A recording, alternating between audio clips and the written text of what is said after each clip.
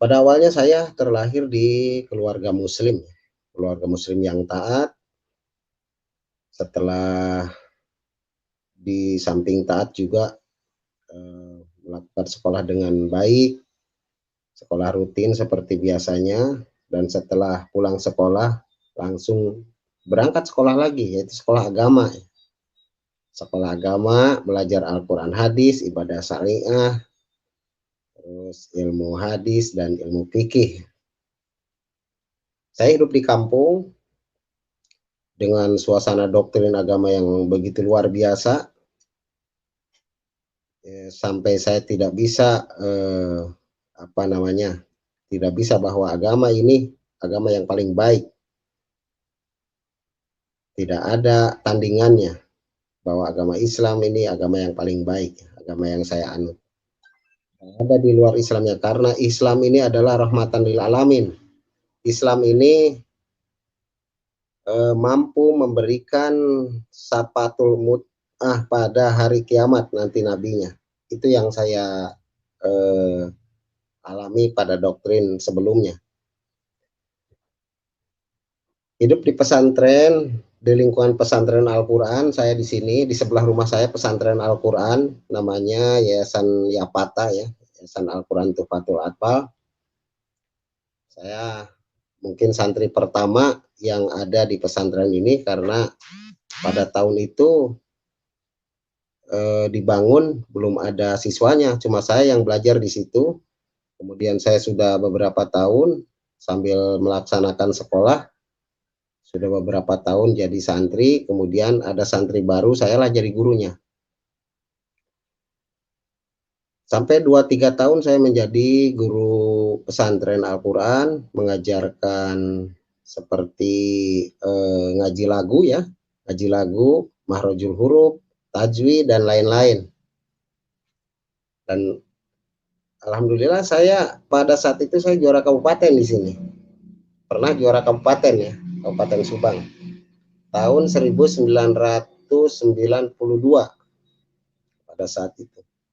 Sudah lama waktunya kalau dilihat dari sekarang. Saya terus belajar mengaji dan belajar melatih diri untuk melantunkan, membaca ayat suci Al-Quran supaya didengarnya indah gitu. Dan mendidik siswa-siswa saya untuk mengucapkan atau membacakan ayat suci Al-Quran dengan nada-nada dan irama yang bagus pada saat itu. Dan di rumah pun saya semakin didoktrin agama oleh keluarga.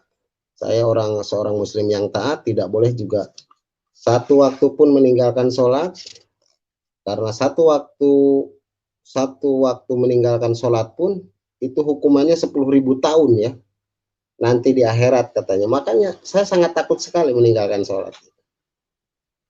Tapi sudah jelas saya tidak menutup diri bahwa dengan sholat ini kadang-kadang saya bingung juga ya, karena kenapa bisa sih harus seperti itu, seperti kita diikat, setiap waktunya diikat, tidak ada kemerdekaan. Nah, di situ saya mulai berpikir, tapi saat itu saya belum berpikir keras. Kemudian saya tidak pernah meninggalkan sholat satu waktu pun. Bahkan saya dididik ilmu tambahan, yaitu ilmu bela diri, ilmu-ilmu kegaiban dalam mengenal ilmu-ilmu kegaiban, mengenal jin, terus bagaimana berinteraksi dengan jin-jin di sekitarnya, jin baik atau jin jahat. Terus ilmu kontak juga. Ilmu kontak itu seperti ilmu kalau orang mau menyerang, kita cukup tahan napas, orang itu terbanting dengan sendirinya. Nah, itulah ilmu kontak. Ibaratnya saya selain belajar agama, ada ajaran tambahan juga yang saya lakukan pada saat itu. Saya meraih ilmu itu, ilmu-ilmu yang tidak seperti orang lakukan, yaitu ilmu tidak mempan dibacok lah, ilmu tahan ditembak, terus ada silet pun saya makan, tidak masalah, tidak ada apa-apa. Air keras pun dipakai cuci muka dulu pada saat itu. Jadi air keras atau benda-benda tajam tidak kena di badan saya dengan ritual-ritual khusus ya, dengan eh, dengan melatar belakangi dari agama itu. Bacaan-bacaan yang saya bacakan untuk mempelajari ilmu kegaiban itu dari Al-Quran. Dan itu pun dari guru saya. Saya tidak mengerti apa-apa. Kemudian saya sampai bisa pada saat itu. Sampai lulus SMA. Saya sama orang tua saya tidak diizinkan untuk bekerja dulu. Karena orang tua saya pada saat itu memberitahukan sebelum kamu bekerja, kamu pemantapan dulu. Makanya saya dipesantrenkan ke daerah Banten ya pada saat itu. Di daerah Banten, di Pandeglang pada saat itu. Dengan alasan bapak saya itu katanya untuk pemantapan. Untuk pemantapan, terus belajar kitab Sapinah, kitab Jurumiyah, terus diasah lagi pasal ilmu kebatinan. Jadi belajar lagi ilmu kebatinan lebih dalam lagi. Nah, pada saat itu, setelah saya belajar dalam pertengahan belajar, pertengahan tahun belajar saya, pada saat itu sudah mulai jenuh. Sudah mulai malas-malasan belajar. Kemudian pada saat waktu Isya, saya masih ingat malam Jumat ya, malam Jumat pada saat masuk waktu Isya kurang lebih sekitar jam 7 sampai setengah 8 orang-orang dipanggil untuk jadwal kurikulum ngaji pada saat itu. Ngaji kitab Jurumiyah. Tapi saya tidak pergi. Saya berangkat dari pesantren, dari Kobong namanya ya, dari Kobong. Kalau tempat pesantren itu namanya Kobong. Dari Kobong saya berangkat tapi tidak sampai ke masjid. Tidak sampai ke tempat belajar. Saya pergi ke warung saja yang dekat-dekat pesantren itu. Pergi ke warung, dalam artian saya nakal pada saat itu. Karena sudah saking jenuhnya pelajaran saya terima, begitu banyaknya pelajaran saya terima, saya pergi ke warung saja. Di warung saya belajar, ya melakukan apa yang saya senangi lah, merokok lah, apa segala macam. Nah, sebelum yang belajar dari pesantren itu pulang, saya mendahului pulang. 10 menit mendahului pulang karena saya tahu jadwalnya pada saat itu. Saya mendahului pulang, tiba-tiba di tengah jalan antara rumah dengan kebun di perjalanan itu saya didatangi. Ini sangat mujizat yang sampai sekarang juga sebelum saya pecahkan. Tapi mungkin saya menduga-duga kalau sekarang itu Roh Kudus mungkin ya. Nah, di situ saya didatangi salah satu cahayanya seperti neon seperti ini, cahayanya tapi lebih terang daripada neon, mengelilingi badan saya pada saat itu, mengelilingi badan saya sampai pandangan mata saya tidak tembus dengan cahaya itu. Saya tidak bisa menembus pandangan kemanapun. Cahaya itu mengelilingi saya sampai terangnya, sampai saya tidak bisa melihat dan akhirnya saya jongkok. Mengatasi diri bagaimana saya keluar dari belenggu itu, belenggu cahaya yang datang itu. Kemudian wah, saya berpikir inilah saatnya mungkin saya mati ini. Karena tidak mengikuti pengajaran atau hukuman mungkin dari guru atau bagaimana, atau malaikat mendatangi saya atau bagaimana. Saya banyak pertanyaan pada saat itu. Yang jelas saya memejamkan mata, tapi tetap terlihat itu cahaya. Karena saking terangnya sampai tembus ke kelopak mata, dan saya jongkok. Nah, setelah jongkok saya membacakanlah bacaan-bacaan surat Anas. Saya waktu itu yang hafalnya Anas ya, yang saya masih ingat Anas. Ya, surat Al-Ikhlas, surat Anas, Qul a'udzu birabbinas, malikinas, ilahinas, keilahian manusia, min syarril waswasil khannas alladzi yuwaswisu fi sudurinas minal jinnati wan nas. Nah, itu saya bacakan. Kemudian perlahan cahaya itu mulai redup. Kurang lebih ada 1 menit lah. saya didatangi cahaya itu, dan 1 menit berikutnya cahaya itu meredup lagi. Dan saya terbebaslah dari situ. Kemudian setelah itu saya lari pulang ke Kobong ya, namanya tempat kamar pesantren namanya Kobong di sana, di daerah Banten itu. 1,5 tahun saya belajar di sana. Setelah lulus SMA saya belajar 1,5 tahun.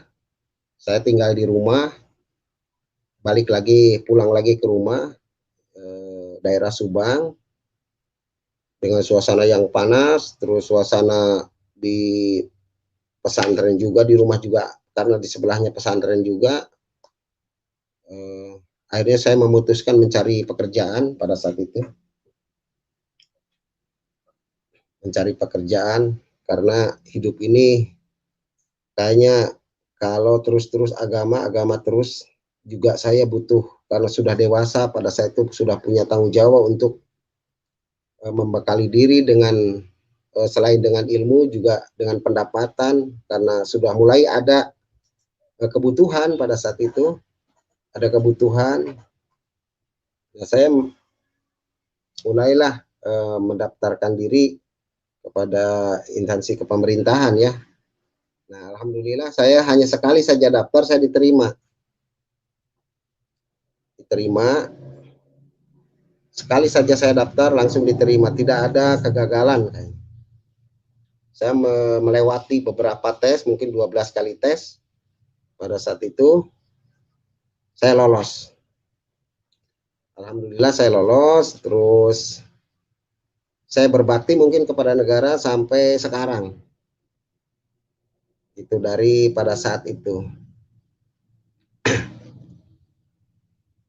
Setelah saya 25 tahun mengabdi di negara, saya terakhir, kemudian tahun-tahun terakhir ke 25 tahun saya mengabdi, saya ditempatkan di bagian pemancar radio ya, di bagian pemancar radio. Namanya RETX kalau bahasa tekniknya. RETX. Tapi ini sudah yang terakhir kali. Tapi sebelumnya saya berdinas di daerah Makassar. Yang terakhir saya di sini di Bandung. Tapi pada saat saya di Makassar, keahlian saya melantunkan ayat-ayat suci Al-Quran itu saya pergunakan.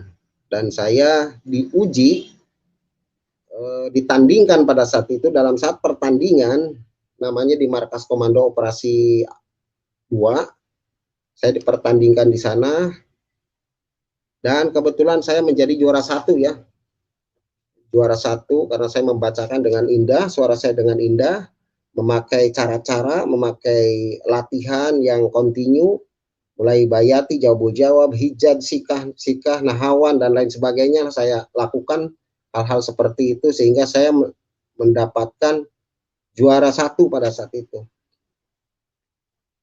Dan saya setelah mendapatkan juara 1, kemudian dipertandingkan lagi di Jakarta ya, yang juara 1 di daerah dipertandingkan di Jakarta, kemudian saya mendapatkan juara lagi, dan saya diberikan hadiah pada saat itu.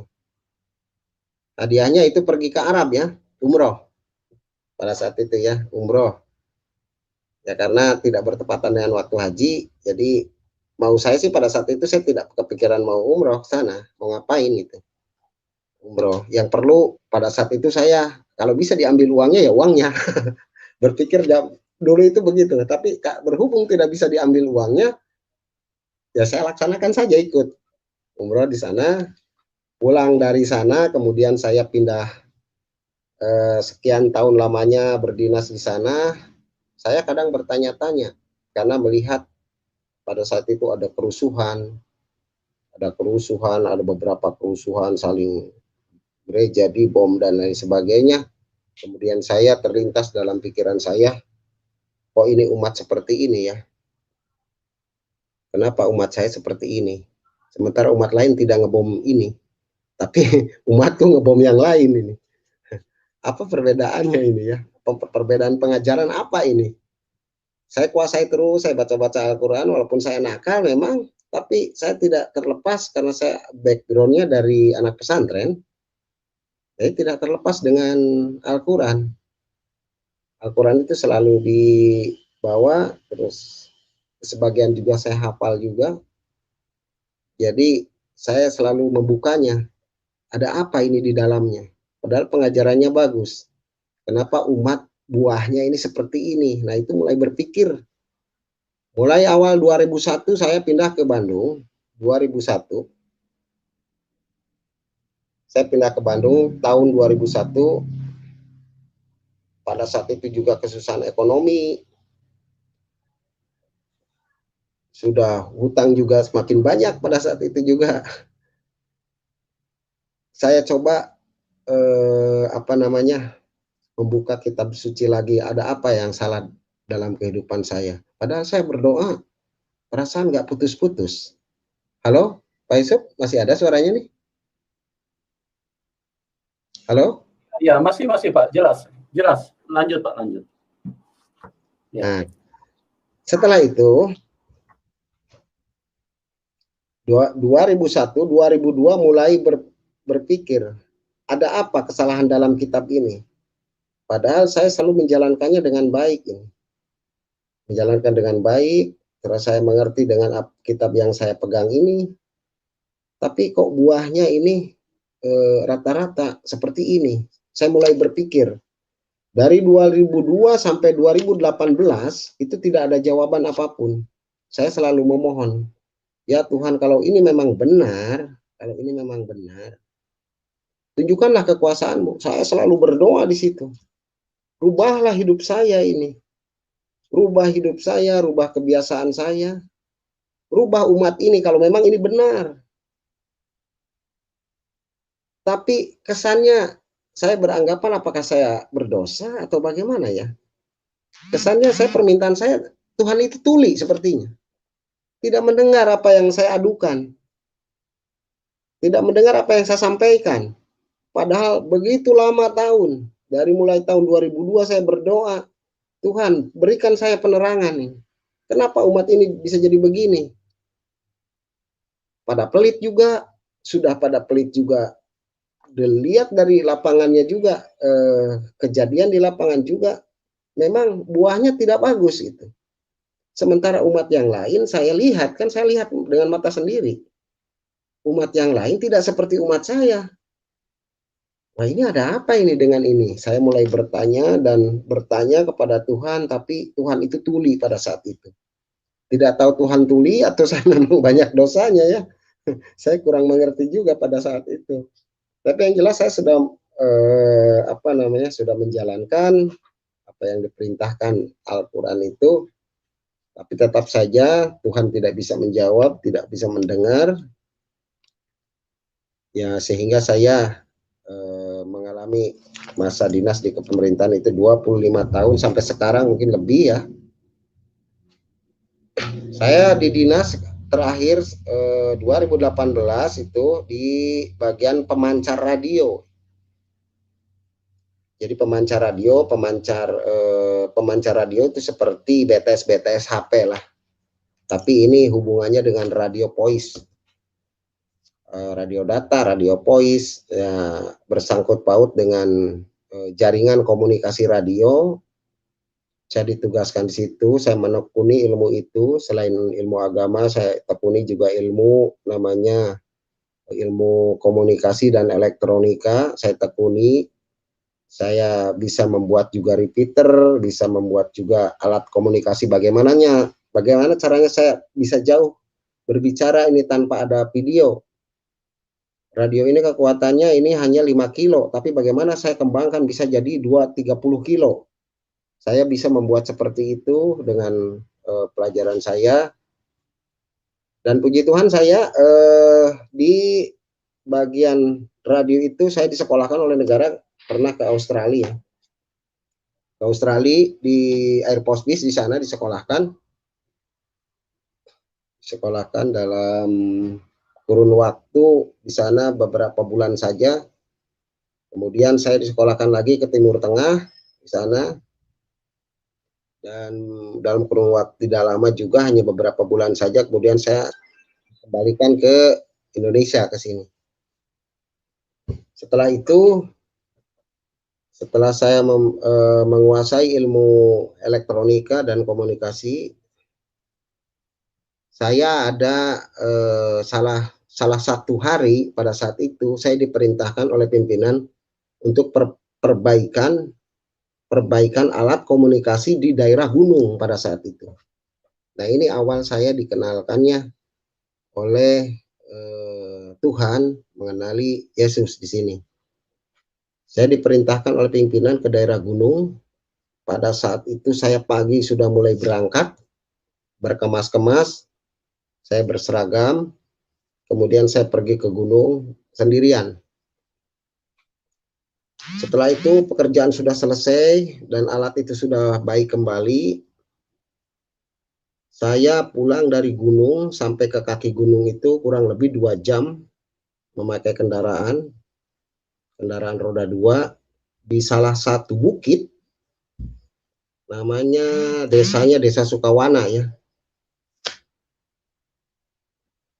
Di Desa Sukawana saya melihat sekitar setengah 6 maghrib ya, setelah 6 sore saya masih ada di kaki gunung, melihat ada salah satu kerumunan. Yang saya heran, ini kerumunan ini bukan orang ini, bukan orang kita ini, bukan orang Indonesia. Saya sebagai petugas di situ langsung nyamperin ke situ. Saya menyamperin dan menanyakan ada acara apa di sini. Karena saya pada saat itu sebagai petugas menanyakan, ada acara apa Pak di sini. Tapi kebetulan itu orang-orang yang dikerumun di situ itu bukan orang Indonesia semua, rata-rata dari luar negeri itu. Contohnya ada yang dari Vietnam, ada yang dari Amerika, ada yang dari Afrika Selatan, ada yang dari Cina. Sepertinya banyak gabungan di situ. Seperti karena saya sebelum melakukan peneguran ke situ, menanyakan ada apa, saya melihat dulu, oh ini kelihatannya sepertinya lagi berdoa gitu.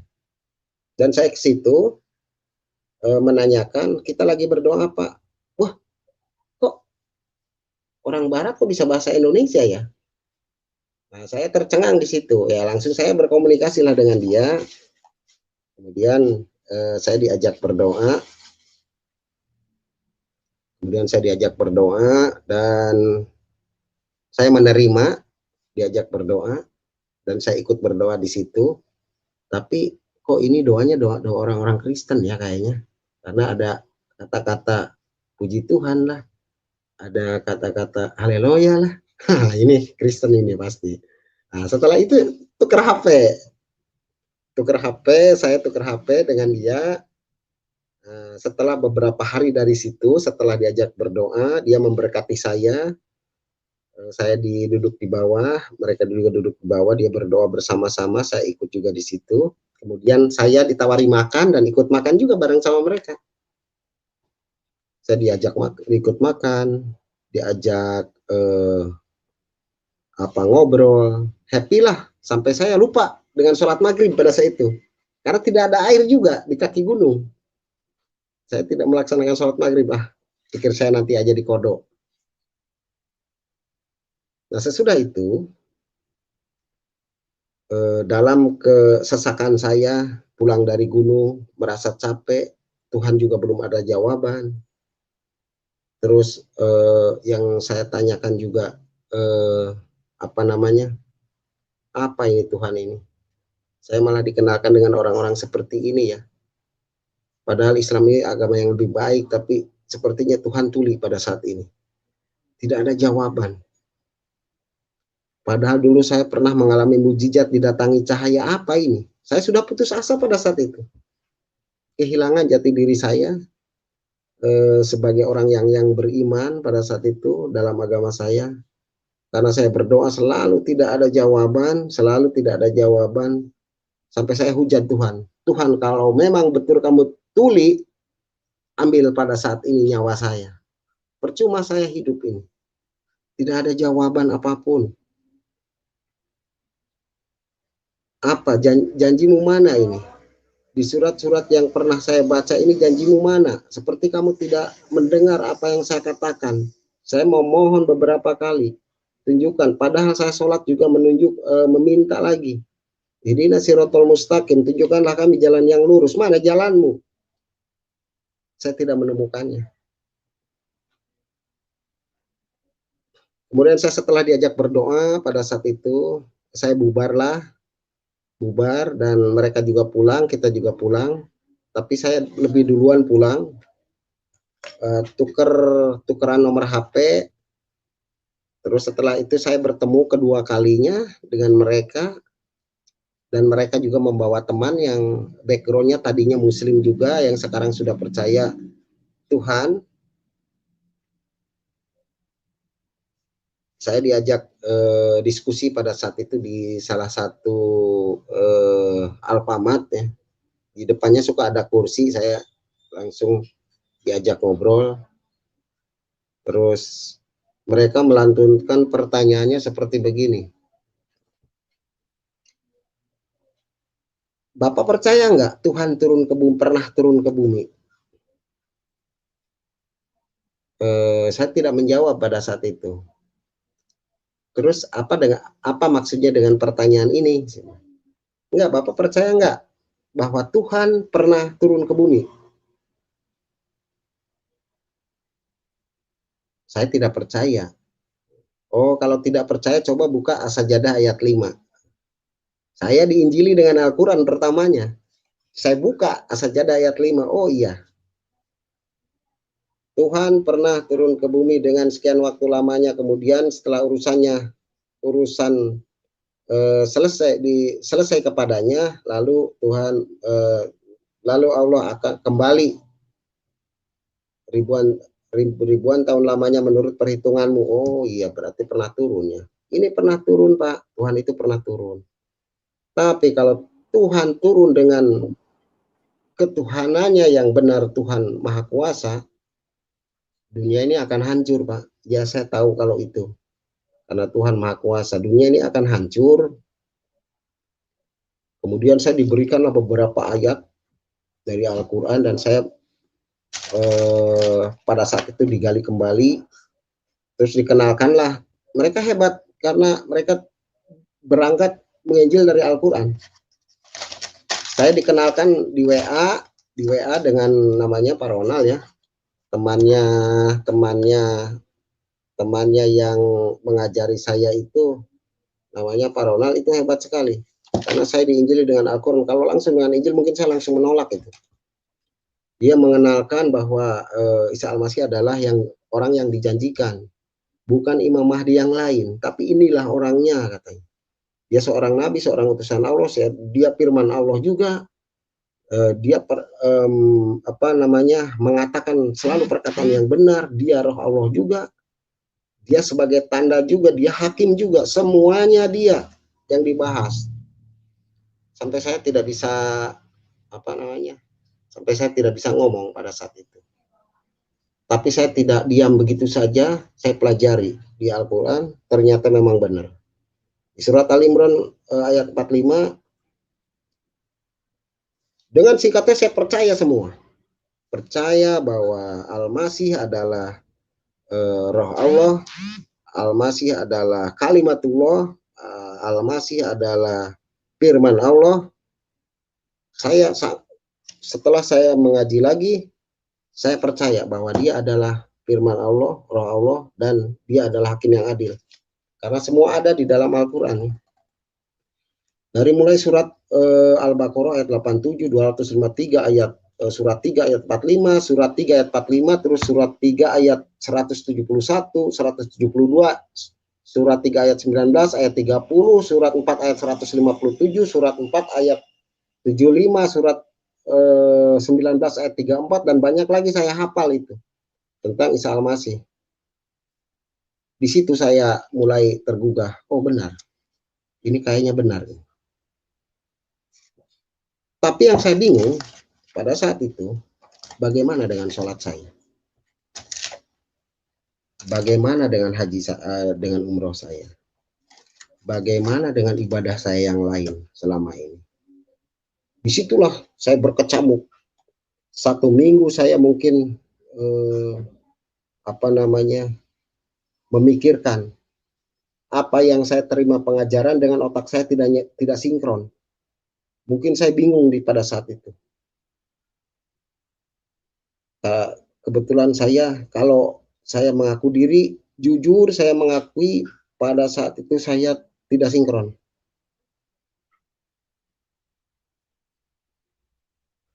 Halo? Iya Pak. Ya lanjut Pak. Ya gambarnya di sini berhenti soalnya. Putih. Ya berhenti, tapi suara masih ada Pak ya? Masih Pak, jalan. Di tempat saya jalan bagus Pak. Oh iya. Jalan Baik, aja, kalau Pak. begitu kita Ya. lanjut kembali. Ya. Dalam kurun waktu 1 minggu, setelah itu saya bertemu kembali, bertanya lagi. Saya mengejar orang itu bagaimana dengan pertanggungjawaban ajaran ini. Karena saya mendapatkan ajaran yang sangat aneh ini. Kenapa cuma Isa, dan memang saya di dalam Al-Quran Muhammad tidak ada di sini. Ada tapi tanda kurung yang ditambahi oleh Lembaga Alkitab Indonesia, ditambahi. Bukan memang ada dalam Arabnya, tapi ditambahi di dalam kurung. Tapi Isa, Bani Israel, atau tidak ada menceritakan Bani Kedar atau Bani Hasim atau Bani Sundanis atau Jawanis, nggak ada itu. Yang saya tahu itu Bani Israel aja yang diceritakan dalam Al-Quran. Itu surah 4 ayat 159, itu paling menerangkan sekali. Dia bahkan bisa menyembuhkan orang sakit. Surat 3 ayat 49 memberikan hidup. Surat 5 ayat 110 di Al-Quran. Dia bisa membangkitkan orang mati. Surat 3 ayat 55, tidak ada mungkin. Semua para nabi tidak ada yang bisa membangkitkan orang mati. Jangankan ayam mati mungkin kalau saya pikir. Jangankan orang mati, ayam mati mungkin tidak bisa. Kalau dia tidak diberikan roh Tuhan. Nah setelah itu saya belajar, dikirimlah beberapa ilmu kitab Injil ya. Berdasarkan yang sering Pak Kace bahas itu di surat 3, surat Al Imran ayat 3 ya. Saya sudah tahu hafal sebetulnya itu.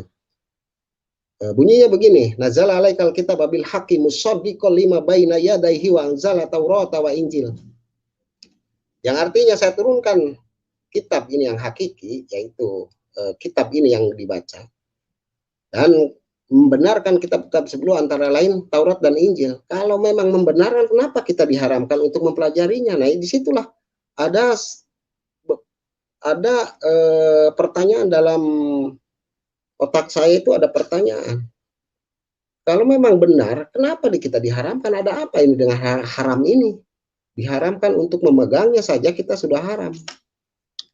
Ini ada pertanyaan, tapi saya pertanyakan lagi soal itu kepada Pak Ronald yang memberikan, dengan kepada Pak Bruce yang memberikan juga pengajaran ini, karena kitab ini adalah sebagai petunjuk dan cahaya katanya. Quran ini bukan alamat yang asli katanya, tapi ini Quran benar nggak? Ya benar, Quran benar katanya. Menurut dia Quran benar, tapi bukan alamat yang asli. Karena diterangkan di surat Al-Baqarah ayat 2, yaitu dzalikal kitabul la raiba fihi hudal lil muttaqin. Jadi kitab ini saya turunkan bagi orang-orang yang sebagai petunjuk bagi orang-orang yang bertakwa. Oh iya, petunjuk ya. Ini tuh petunjuk. Kalau petunjuk berarti tanda panah, fungsinya menunjukkan, bukan alamat yang asli. Kalau menunjukkan berarti ada kitab yang ditunjuk. Ada kitab yang ditunjuk. Setelah saya berdiskusi ulang dengan beliau, dengan yang mengajarkan saya, puji Tuhan saya diberikan sedikit ada rasa percaya. Oh, saya percaya kalau begini. Memang benar ini.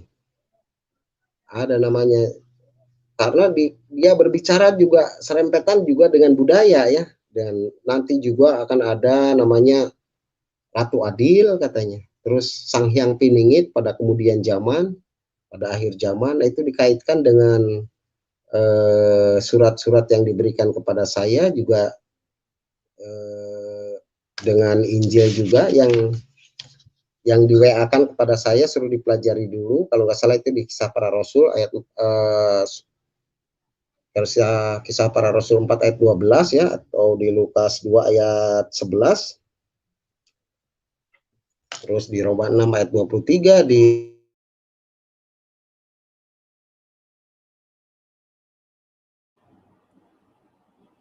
ayat 6, dan banyak-banyaklah ayat-ayat favorit ya yang dia berikan kepada saya. Kemudian saya percaya 2018 pada saat itu saya orang yang percaya pada saat itu.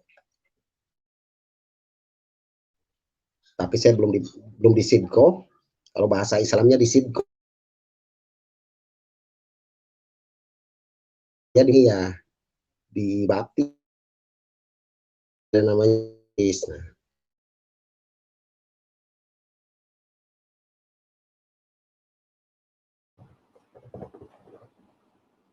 Ya, Pak Elia. Pak Elia. halo? Ya, ada suaranya, lanjut, Pak? Ya, tadi sempat terputus, ya. Pak.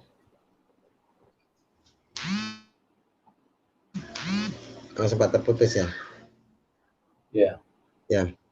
Setelah saya belajar, dan puji Tuhan saya 2008 saya orang yang percaya. Setelah saya percaya, waduh luar biasa saya. Mengenalkan kepada teman-teman saya, rekan-rekan saya dengan tidak putus asa pada saat 2018 mengenalkan. Walaupun saya juga masih banyak pertanyaan dalam otak saya. Bagaimana dengan ilmu Safinah? Bagaimana ilmu Jurumiyah ini? Bagaimana dengan fikih Islam? Bagaimana dengan sholat? Bagaimana dengan Al-Quran? Saya tidak terpikirkan itulah 2018. Biarkan saja dulu, saya tinggalkan dulu. Coba dulu hal yang baru ini. Walaupun itu belum ada jawaban. Nah, nanti jawabannya setelah 2021 bulan-bulan kemarin itu. Oh, jawabannya ternyata saya menonton YouTube itu jawabannya. Oh, ternyata kitab Safinah ini karangan manusia. Bukan dari Tuhan, saya bilang. Itu Pak Aceh, saya nonton di Pak Aceh ya, di waktu Pak Aceh ceramah itu, saya kebetulan saja itu membuka. Saya tidak sengaja membuka, tapi kebetulan saya mendengar. Saya buka YouTube, kemudian mendengar itu. Kitab Safinah ini bukan dari Tuhan, tapi dari Syekh Nawawi Al-Bantani, dari Syekh Salim bin Samir, dari Hadramaut Yaman, imamnya Imam Syafi'i. Nih kitabnya, katanya. Nah, disitulah saya mulai berpikir keras itu. Oh iya benar.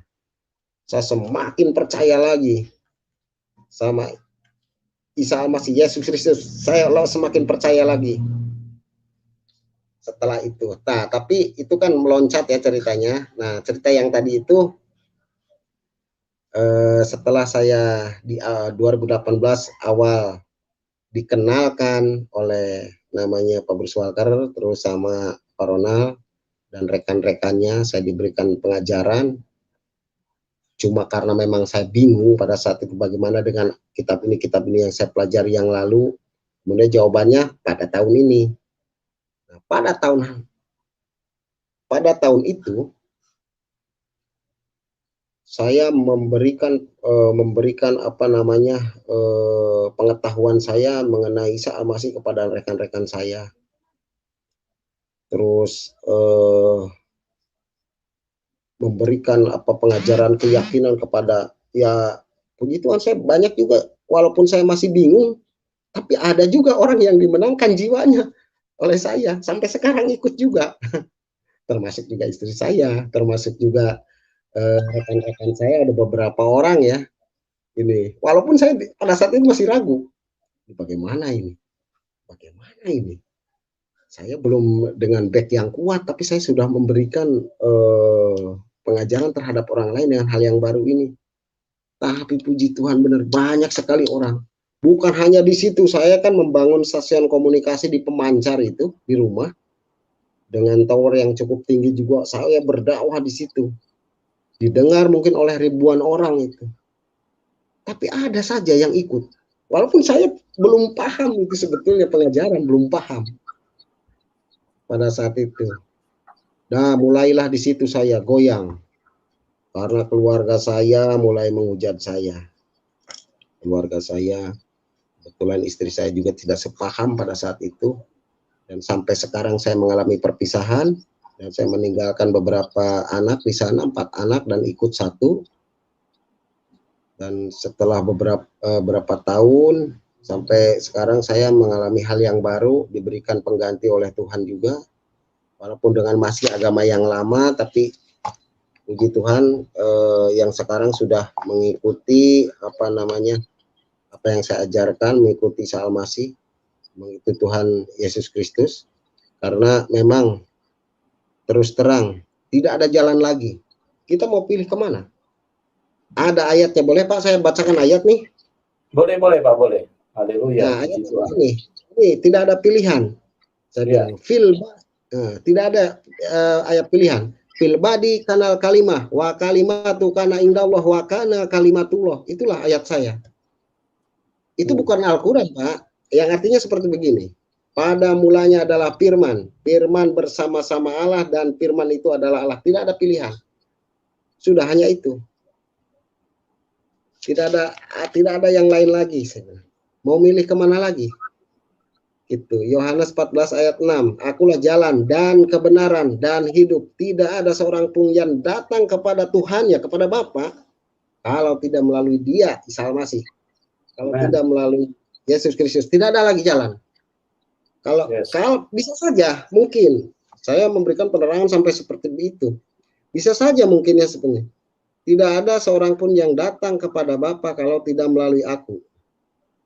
Dalam ayat pertamanya, akulah jalan dan kebenaran dan hidup. Bisa saja nabi lain seperti itu juga. Oke lah, nabi lain seperti itu juga.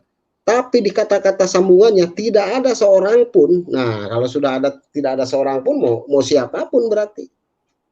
Pada saat itu. Mau siapapun tidak ada lagi. Keputusannya hanya sampai di situ. Tidak ada siapapun yang datang kepada Bapa. Nah, itu yang menguatkan, sangat menguatkan saya, itulah ayatnya. Amin. Terus di Kisah Para Rasul 4 ayat 12 ya. Dan keselamatan tidak ada di dalam siapapun juga selain di dalam Dia, sebab di bawah kolong langit ini. Waduh, kalau sudah di bawah kolong langit mau siapa lagi, saya bilang ini. Mungkin ini sudah penutup sekali ini. Sudah kuat sekali. Kunci udah gembok 2 kali ini. Sesudah tidak bisa bergerak saya. Akhirnya menyerah saya. Oke lah, saya tinggalkan keustadan saya, ketakwaan saya pada iman yang lama saya tinggalkan. Puji Tuhan, saya mengikuti jalan kebenaran dan saya mendapatkan kehidupan layak kemudian ada harapan lagi. Ada jawaban ternyata dari 2012 sampai sekarang, 2002 sampai 2018 dan sampai sekarang, dan dicerahkan lagi, dibantu oleh keyakinan saya, poolnya oleh Pak Kace, mungkinnya di YouTube. Saya juga tidak sengaja itu, Pak, tidak sengaja saya membuka itu, tapi setelah tidak sengaja itu dibaca langsung, wah, pikiran saya langsung berjalan. Oh, ini berarti benar ini. Saya bilang, karena kitab Safina ini memang tidak ada di dalam Al-Quran diceritakan. Safina, Jurumi ya, kitab-kitab alat ini hanya untuk membaca, membedah Al-Quran. Sementara Al-Quran tidak berkata banyak Isa Al-Masih situ berkata. Mungkin namanya beda tapi pelakunya yaitu juga. Cuma kadang-kadang di Al-Quran ada plesetan sejarah di situ. Yang saya aneh, setelah saya membaca Alkitab, ada plesetan sejarah. Nah, itu saya tanyakan kembali kepada Mr. Bruce, dan saya sering ke rumahnya menanyakan dan diberikan penerangan. Kemudian saya mencari pada saat itu, ini yang berkata ini dulu itu kitab kuning itu mana ya channelnya, dicari lagi. Ternyata dapatnya di channel ini. Haleluya. Ternyata di sini dapatnya. Oh, ada ini orangnya sih ini. Nah, di sinilah saya ikut, Pak. Itu, aduh, puji Tuhan, saya benar-benar diselamatkan ini sama orang ini. Saya tidak ada keraguan sedikit pun. Tadinya masih ada ragu, ini bagaimana dengan kitab ini, kitab Sapina, Jurumia, kitab alat, kitab-kitab Tijan, apa semua yang saya pelajari, bagaimana ini pertanggungjawaban saya nanti. Ternyata setelah baca Alkitab, kemudian saya, Alkitab pun saya tidak punya, Pak. Alkitab hanya Alkitab HP aja digital. Baru yang dikirim ini. Iya. Nah, yang dikirim ini Pak Rey ini yang ngirim saya. Baru saya baca-baca ini. Iya Pak, kita kirimkan biar Bapak paham. Iya. Iya. Ya saya bercerai mungkin dengan yang lama karena tetap saya memutuskan Isa Al-Masih. Saya pada saat itu memang sedih. Ya. Sedih meninggalkan 5 orang anak, kebetulan ikut 1 sekarang. Saya sangat sedih. Dan memang ini harga yang harus mungkin saya bayar pada saat ini, karena saya yakin percaya tidak ada masalah bagi saya. Mungkin nanti Tuhan akan mengganti, ternyata tidak lama kemudian digantikan juga. Haleluya. Dia mendapatkan yang lebih baik dan dia mau mendengarkan ajaran saya. Dia lebih baik, lebih cerdas, walaupun mereka agak lebih polos ya Pak ya. Yang kemarin lah polos dia. Saya menikah 2020. Pak Kaci punya mahkota besar ini, Pak Kaci punya mahkota nih. Bisa memenangkan Ustadz ini. Luar biasa. Haleluya. Betul. Keraguan saya yang begitu lama itu, walaupun saya sudah mengerti, sudah yakin, tapi ada ragu dengan kitab-kitab saya itu, kayak kitab kuning yang saya pelajari itu. Selesainya itu diselesaikan oleh Pak Kaci itu, selesainya. Di channel ini saya dapatnya. Iya, puji Tuhan Pak, luar biasa. Nah, setelah itu saya diberikanlah Alkitab mungkin sama rekan Bapak. Ini saya pelajari setiap hari juga, kalau ada waktu senggang saya pelajari, saya mengajak berdoa bareng. Ternyata saya setelah mempelajari ini semua terbebas, Pak. Saya terbebas dari jeratan-jeratan yang sepertinya harus gini, harus gitu, harus ini, harus itu, udah banyak sekali doktrin lah. Saya bebas. Sekarang saya jadi orang yang merdeka, saya. Jadi orang yang merdeka. Kemudian banyak juga yang menanyakan pada saat ini juga, bukan hanya yang senang dengan saya, tapi setelah saya mengajarkan ini ajaran Yesus ini, banyak sekali orang yang menjauhi saya. Saya tidak ambil pusing, mungkin nanti Tuhan akan mengganti lagi. Amin. Sekali Pak, malah, wah kamu ini iblis ini katanya. Ini ajaran iblis ini, ajaran kafir ini katanya. Ini kalau ajaran kafir sepertinya benar ini, tapi sebetulnya ini setan semua. Wah udah bikin sakit hati lah. Saya udah wah itu ajaran, itu kan sudah tahu katanya di Quran, Yahudi Nasrani itu harus diperangi. Kenapa kamu ajarkan ini? Wah, apalagi di sini Pak. Di sini tuh apa namanya ya? Di sini tuh lingkungan mungkin sangat agamis di sini. Iya. Karena di sebelah tembok saya ini pesantren besar ini, Pak. Bayangkan coba. Dan dulu saya gurunya di situ. Bagaimana dengan pertanyaan? Luar biasa. Tuhan Yesus dahsyat, Pak. Tuhan Yesus ajaib. Walaupun saya setelah dengan kitab ini, Pak, sehingga saya memahami bagaimana manusia jatuh ke dalam dosa, dari mulai proses kurban agung, terus memahami bagaimana hutang dosa adalah maut, di Roma 6 ayat 23 itu saya memahami semua. Karena kenapa Ismail itu meminta sejarah awalnya kan Ibrahim itu bermimpi dan untuk menyembelih Ismail, walaupun tidak dikatakan memang dalam Al-Quran Ismail tidak dikatakan. Awalnya memang menceritakan Ishak. Tapi karena doktrin saya percaya aja pada saat itu Ismail. Tapi setelah membaca surat kitab ini, Pak, baca kitab ini saya sudah tidak percaya lagi doktrin-doktrinnya nggak karuan. Yang jelas saya berdasarkan ayat. Berdasarkan ayat, karena walau bagaimanapun akademis yang menentukan, karena ini bapak-bapak gereja mungkin ini yang bukan orang-orang sembarangan ini. Ya. Tulis di sini, sehingga saya harus mengimani, dan memang tidak ada kejanggalan, pengunci saya pada saat itu mengunci saya untuk tidak bisa kembali lagi ke yang lama. 3 ayat, Pak. 3 ayat. Yahya 14 ayat 6, Kisah Para Rasul 4 ayat 12, Matius 11, Matius 28, Matius 11 ayat 28, 29, 30. Terus sama Lukas 2 ayat 11, mungkin itu yang saya pahami untuk mengunci saya. Hari ini telah lahir Kristus Tuhan di kota Daud. Lukas 12 ayat 11. Ya, itu. Saya diberikan juga sama mereka bukunya, Pak. Ya. Nah, ini. Oh ya. Nah, ini diberikan hadiah sama Bapak Mister itu. Saya pelajari juga, walaupun belum sampai semua ini pelajari. Makan waktu juga. Waduh. Sekarang saya kan pada saat dinas dulu, Pak. Saya awal-awal memahami mengajarkan ke orang lain Isa Al-Masih. Pada saat saya dipanggil oleh kalau di Taurat itu Mahkamah Agama mungkin ya. Betul. Kalau di situ Bintal, Pak. Bimbingan mental agama, saya dipanggil, Pak. Oh. 3 hari saya disidang di situ. Kenapa kamu mengajarkan ini? Agama bukan Islam. Ini itu, dan saya ditahan selama 2 hari. Tapi saya tidak goyah. Sesuai, Pak. Saya tidak mengajarkan yang lain, Pak. Ini Quran. Tapi ini Quran ini, Pak.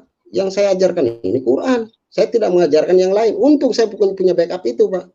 Kalau tidak punya backup, saya tidak bisa keluar itu. Ada masalah di situ. Sampai saya diancam itu, sudah divonis di penjara kurang lebih mungkin 2 tahun ya. 2 tahun itu saya.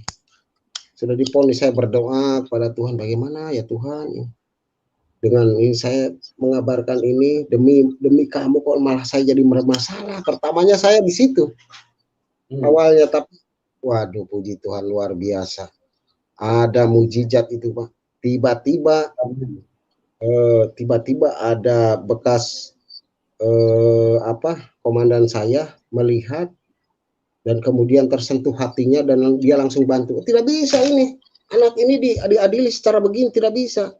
Harus dibuktikan dulu keadaannya, harus dibuktikan dulu apa dia bercerita apa. Kalau dia bercerita kitab yang lain boleh, katanya. Ini dia bercerita kitabnya, apa yang salah dengan dia? Akhirnya saya pembelaan pimpinan itu, Pak, langsung saya dibebaskan, dan saya tidak mengalami hukuman yang mungkin, waduh, menurut saya sudah kacau mungkin di keluarga, terus tambah lagi saya di penjara, mungkin waduh, kacau ini saya bilang. Ya, memang tidak mudah ya, Pak.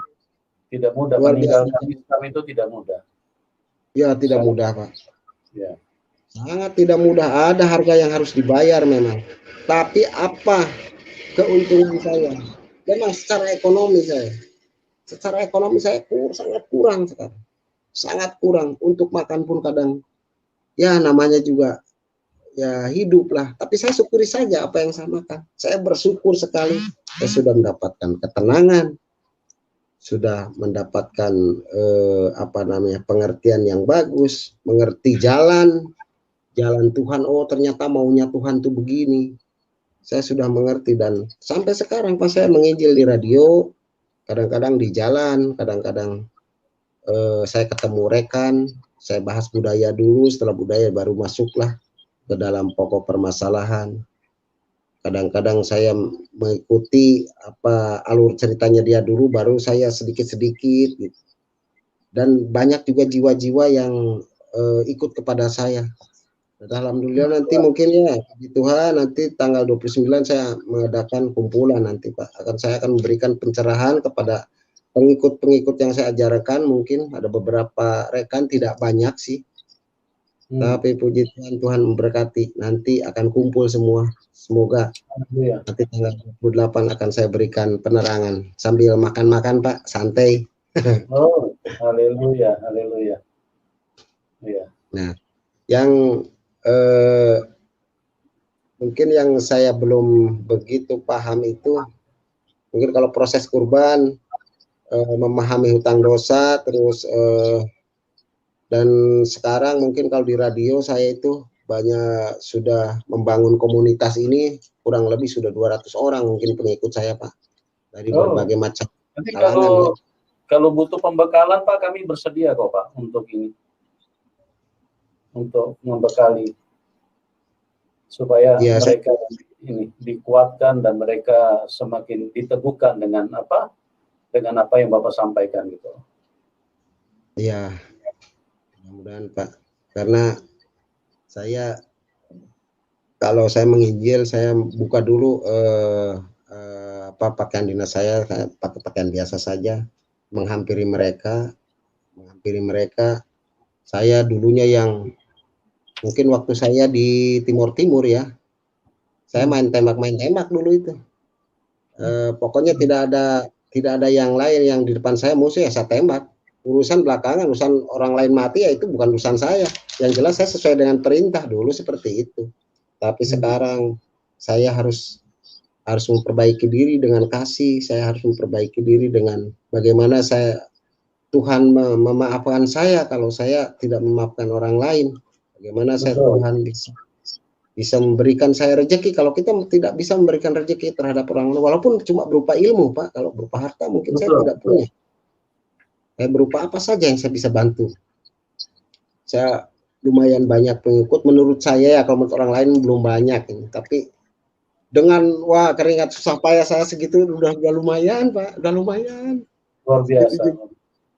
Padahal itu yang saya berikan setiap ketemu orang, tapi hasilnya kadang-kadang nol. Aduh, sedih sekali saya pulang. Saya bercerita panjang lebar, akhirnya cuma dicaci, hadiahnya cuma dicaci, anjing. Ini gimana ini? Gak apa-apa, Pak. Itu di mata manusia kan memang kelihatannya tidak ada hasilnya, tapi di mata Tuhan apa yang Bapak bagikan itu sesuatu yang tidak ternilai, Pak. Karena yang Bapak bagikan itu kebenaran. Yang Bapak sampaikan itu adalah tentang berita tentang Tuhan. Jadi jangan kita dipengaruhi dengan hasil yang kita saksikan, tapi apa yang kita sampaikan itu adalah sesuatu yang sangat berharga di mata Tuhan, Pak Elia. Iya. Ada pernah saya menginjili salah satu orang, kemudian orang itu ya ilmunya sih tidak ustadz banget, cuma memang adalah sedikit ilmunya. Dia pada saat keluarkan Al-Quran, saya masih bisa layani kalau keluarkan Al-Quran, karena saya juga awalnya juga dari situ. Saya tahu proses kemana dia larinya. Begitu dia mengeluarkan yang saya tidak bisa layani itu, bukan dengan akademis, Pak. Kadang-kadang yang di seberang sana itu, yang di sebelah sini nih, sebelah rumah saya, itu pakai katanya, itu pakai kitab katanya, saya sudah bingung sendiri itu kadang-kadang. Kata ini, kata itu, katanya, wah ini. Kalau pakai Quran saya masih bisa jawab lah. Ada ya, tetapi kalau pakai katanya, kata ini, kata itu, wah ini kitab katanya membahayakan, kadang-kadang buntu juga saya ini. Ya memang begitu. Jadi banyak hal yang kita kita dapatkan apa yang kita jalani selama ini. Jadi kita lihat bahwa seseorang yang berjumpa Tuhan Yesus itu ada perubahan yang luar biasa. Kalau dulu Pak Elia Jupri bertindak secara manusiawi, tapi sekarang bertindak dengan kekuatan Tuhan, kasih yang keluar, ya. Jadi segala sesuatu itu dengan belas kasihan, dengan tujuan ingin menolong, menyelamatkan, merangkul, sekalipun hasilnya mungkin dicaci, mungkin dimaki, mungkin dihina, tapi tetap karena belas kasihan Tuhan keluar dari dalam hati kita. Berbeda kalau orang ketemu dengan Tuhan, ya. Kalau orang tidak ketemu dengan Tuhan, emosional yang keluar, sedikit-sedikit mau tumpahkan darah, ya itulah menunjukkan bahwa manusia itu dikuasai kuasa kegelapan. Jadi haus darah, jadi kepengen selalu tidak bisa terima, bawaannya emosional, sumbu pendek, gampang sekali menyala gitu. Kita bersyukur ya Pak Elia Jupri ini mengalami kuasa Tuhan yang luar biasa. Silakan Pak, masih ada yang Bapak mau tambahkan? Luar biasa Ya, kesaksian. saya menambahkan beberapa detik lagi mungkin. Saya menyatakan mungkin pernyataan saya pada kesaksian ini, saya benar-benar diberikan kuasa kehidupan. Dari mulai awal sudah diberikan bocoran ya, dari mulai pesantren dulu tahun 91, 92, waktu saya di pesantren udah didatangi, saya dikelilingi cahaya, mungkin itu penjamahan pertama, cuma karena saya belum mengerti pada saat itu. Kemudian 2002 saya mulai berpikir, kemudian jawabannya 2018 dan dikuatkan tahun ini. Ya puji Tuhan, semua saya sama istri juga sama anak yang pertama ini sudah percaya. Oh, haleluya. Rekan-rekan yang lain yang ikut saya, semoga kita doakan imannya lebih kuat lagi. Tidak, kadang karena sudah banyak sekali yang sudah ikut Pak, kemudian dia malah keluar dan mencaci maki saya, banyak sekali. Dan ini malah teman-teman dekat saya gitu, aduh saya sedih itu kadang-kadang, aduh kenapa orang itu saya berikan firman Tuhan malah bahasa-bahasa binatang kadang-kadang keluar gitu. Aduh gak habis pikir, tapi ya udahlah, sabar aja. Mungkin ini harga yang harus saya bayar ini, soal pun pedih hati saya itu, pedih. Memang mempertahankan apa yang keluar dari mulut itu meluap dari hati Pak. Jadi kalau mereka keluarkan kata-kata binatang, itu menunjukkan bahwa hati mereka memang kotor. Jadi belum ada Tuhan. Mereka tidak memiliki Tuhan, cuman di dalam kebodohan mereka bersuara tentang Tuhan. Nah itulah yang menunjukkan bahwa bahasa-bahasa yang mereka ungkapkan itu bahasa-bahasa yang tidak ada Tuhannya. Jadi kata-kata kotor, kata-kata makian, kata-kata hinaan, dengan menyebutkan kita dengan sebutan-sebutan binatang. Itulah Pak ciri-ciri orang-orang yang tidak bertuhan, tapi ngaku-ngaku bertuhan, karena mereka dibodohin setan Pak, ditipu sama setan, seolah-olah mereka bertuhan, padahal setan lah yang menggerakkan mereka gitu. Jadi sabar aja Pak, sukacita aja, karena apa yang Bapak sampaikan itu tidak sia-sia, tidak sia-sia. Seperti ini kita berbagi di YouTube ini, ada ribuan Pak orang yang dijamah Tuhan, bahkan tidak sedikit ada ustadz-ustadz yang bertobat, termasuk salah satu ini Pak Elia Jupri gitu loh. Jadi tidak sia-sia Pak, apa yang kita taburkan. Memang kalau yang kena diikat sama setan, tetap aja mereka ini ngotot, tetap aja mereka istilahnya menyangga, membantah, mutar-mutar kayak di padang gurun, kayak kipas angin. Tapi tidak jarang Tuhan menjamah yang orang-orang yang istilahnya yang berkompeten di dalam agama, seperti ustadz. Nah, termasuk Bapak salah satu, dan Bapak bisa memenangkan ratusan orang. Jadi dari sehari ke sehari ini banyak sekali orang yang dijamah Tuhan, yang dipindahkan dari gelap kepada terang. Ya begitu Pak. Silakan Pak kalau Bapak masih mau tambahkan sebelum kita masuk diskusi dengan teman-teman. Ya, penambahannya mungkin tidak banyak dari saya. Ya, itu kesaksian saya itu saya nyatakan benar apa adanya. Saya tidak menambahi juga tidak mengurangi. Ini kesaksian yang sangat saya pertanggungjawabkan, dan ini benar adanya. Saya memang bisa dites lah.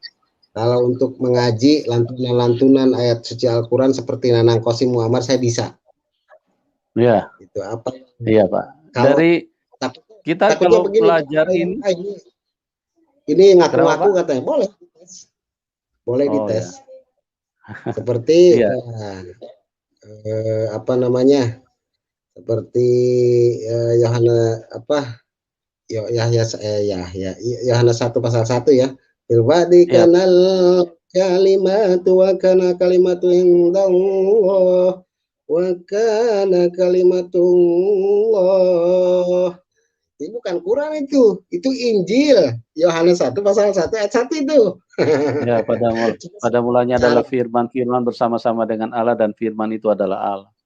Nah, itulah Pak artinya. Nah, sebetulnya kalau mau jujur ya Pak, kalau mau jujur ya teman-teman yang suka ngetes itu, mereka tuh kalau dibilang istilahnya logikanya jalan, dari cara orang bicara saja itu tidak bisa dibantah kalau orang itu kadang-kadang bohong-bohong. Dari raut wajah saja kelihatan, gerakan mulut saja kelihatan. Gerakan wajah, gerakan muka, gerakan mata itu kan kita bisa perhatikan orang ini berbohong apa enggak. Apalagi ada yang namanya ilmu psikolog. Itu sangat terlihat, Pak. Pertama masuk itu Pak, saya dikiranya disetel sama Pak Kace. Duh, kenal aja enggak sih? Dikiranya disetel katanya Pak. Duh, ada-ada aja saya bilang. Itu ada aja gitu, tapi ya udah biarkan lah. Biarkan aja Pak. Memang mereka itu ini istilahnya pakai ilmu pakai konsep maling teriak maling Pak. Jadi biasa ada mereka yang melakukan kesalahan, tapi mereka teriakin orang lain yang maling gitu.